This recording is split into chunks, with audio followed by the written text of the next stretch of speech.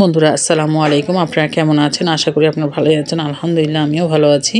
দেখুন বন্ধুরা, আজকে আমি একটা সবজি আর টমেটো নিয়েছি, কাঁচামরিচ, পেঁয়াজ, টমেটো, দেশি আলু, করলা, ধনিয়া পাতা এগুলা দিয়ে আজকে একটা মজার রেসিপি করে দেখাবো বন্ধুরা। কম বেশি তো সবাই রান্না করতে পারেন, কিন্তু এইভাবে রান্না করবেন। দেখুন বন্ধুরা, আমি কেটে ধুয়ে পরিষ্কার করে নিয়েছি আর সামনে নিয়েছি মহুকা মাছ। এই মহুকা মাছ দিয়ে এই সবজিগুলো আজকে রান্না করব। বন্ধুরা, ভিডিওটা ভালো লাগলে অবশ্যই আপনার সাবস্ক্রাইব বা ফলো করবেন আর আমার পাশে থাকবেন, আমি যেন আপনাদেরকে নতুন নতুন ভিডিও দেখাতে পারি।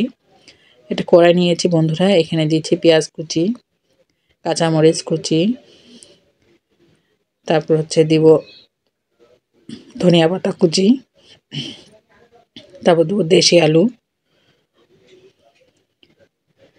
আর দিব এখন যে করলাটা আমি আগে থেকে লবণ দিয়ে একটু মেখে রেখেছি যেন তিতোটা একটু কম করে। আর এভাবে মাছ দিয়ে আপনারা কখনো কি করলা দিয়ে খেয়েছেন? কিন্তু এইভাবে রান্না করে খাবেন। যাদের মুখে জ্বর রুচি নাই তারা কিন্তু এই করলা হালকা একটু তিতো থাকলে আর মাছ দিয়ে রান্না করলে খেতে কিন্তু খুব ভালো লাগে। আপনারা বড় মাছ দিয়ে করলা রান্না করে খাবেন, তাও ভালো লাগে। দেখছি স্বাদ মতো লবণ, হলুদের গুঁড়া, সামান্য একটু কালার হওয়ার জন্য একটু মরিচের গুঁড়া দিয়ে এখন দেব তেল। এখন দেব একটু সাদা তেল। আপনারা চাইলে এখানে সরিষার তেলও ব্যবহার করতে পারেন, কিন্তু আমি সাদা তেল দিয়েছি। দিয়ে এখন ভালো করে মেখে নিব। দেখুন বন্ধুরা, ভালো করে মেখে নিচ্ছি। মেখে নেওয়ার পরে এখন দিব টমেটো কুচি আর মাছগুলো আমি আগে থেকে ধুয়ে পরিষ্কার করে রেখেছি। এখন টমেটো আর মাছগুলো দিয়ে ভালোভাবে মেখে নিব।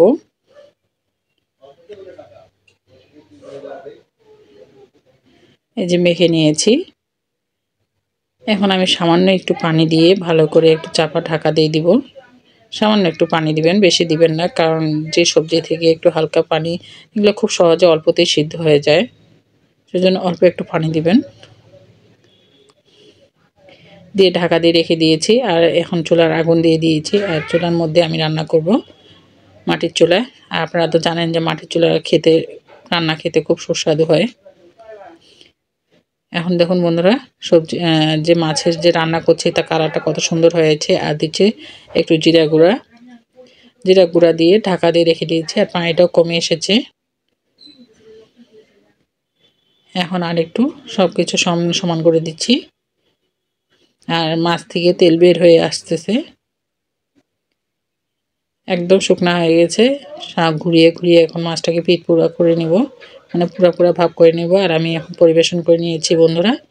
দেখুন বন্ধুরা, মাছের কালারের সাথে সবজির কালারের সাথে সব একসাথে মিশিয়ে গিয়েছে। আপনারা এভাবে বানিয়ে খাবেন, কেমন হয়েছে আমার কমেন্টের মাধ্যমে জানাবেন। আসসালামু আলাইকুম।